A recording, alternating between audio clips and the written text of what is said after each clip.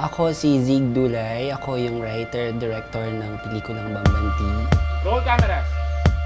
Ang Bambanti ay isang terminong Ilocano ni scarecrow sa English. Of course, scarecrow you would think is to scare away the birds. Some artists are quite judging the system. Why are we using a scarecrow which is scary? I mean, why would you make a scary festival? But first of all, the scarecrow for us is a protector. It's a metaphor. There's a connection with the story and the festival in itself. So, maganda siyang combination. Makikita natin kung gaano yung sakripisyo ng nanay para lamang maprotektahan yung kanyang anak, gaya ng pagprotekta ng Bambanti sa mga palayan at maisan.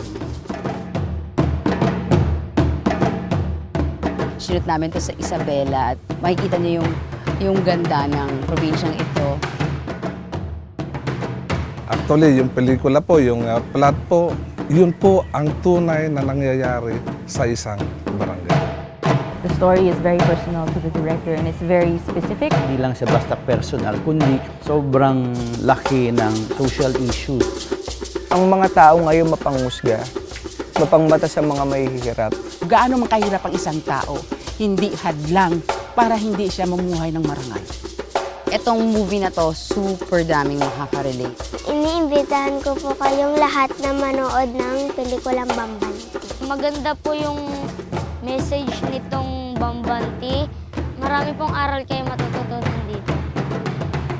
Maganda yung pagkakasulat ni Sig. Simple lang yung kwento, pero malalim, marami kang makukuha sa kwento.